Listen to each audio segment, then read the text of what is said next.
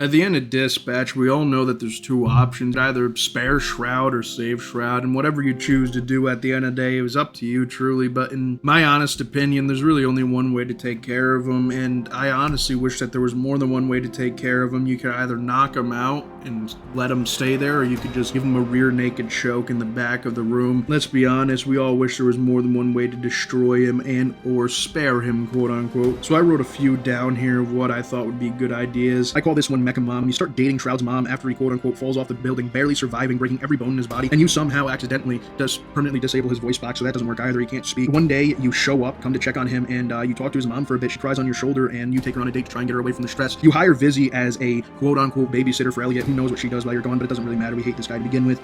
You know, since Shroud's in an internal cast as well, it doesn't matter what happens. You also eventually make it so his mom falls in love with you, and you start feeding him blue Jello every day because you told his mom that was his favorite one out of all of them. And because he's in a cast, he couldn't even try and make a sign language version of what to tell his mom. And let's be quite honest, it wouldn't matter at this point anyway. His mom loves you and won't believe anything he says because she knows what kind of person he was beforehand. Not just that, but he has no sort of device, not even a copy of the astral pulse that can kind of predict what you were going to do for him anymore. You make it so he can't even like ring a bell or anything, kind of like that dude in the wheelchair from Breaking Bad, or else you'll make his life even worse. One night you decide to tell his mom to go ahead and take a rest, take a load off, because she's just really working herself down to the bone, and she tells you, but you work for this family and pay for everything. You need some rest time too. You say, don't worry, honey, go lay down in bed. I'll be there shortly. And you decide that tonight's the night you're truly going to get your revenge on Shroud. Now, this whole time, he thought the torture was simple and it was just going to be you dating his mom and him having to watch it, but no, it gets much worse for him.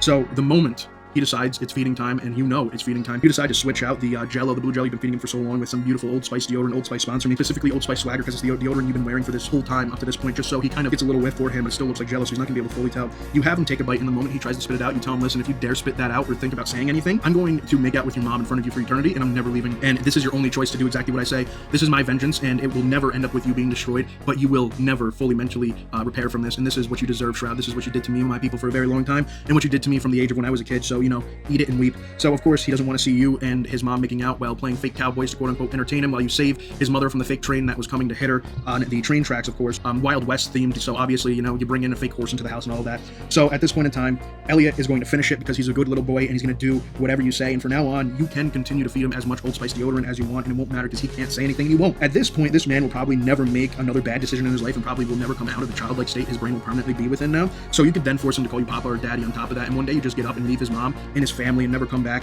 If he also tries to break a move on you throughout this whole entire period, you could also just choose to simply sit down and break another one of his bones, and when they go to the hospital, you say, I would never do anything like that. And when they ask, well, why has he been eating Old Spice, you could say his favorite flavor is blue. I've caught him a few times trying to sneak a deodorant off me because he said he smelled it, and I agreed with him he needed it, and he must have taken a few bites. I was wondering why there were literal mouth chunks, and I tried checking with him, and he swore to me he didn't eat it. He's a grown man, I believed him. So overall, I think these are the best choices that we really could have gone with here. Some better than others, obviously, but let me know what you think. Leave a like, subscribe, all that stuff. Peace.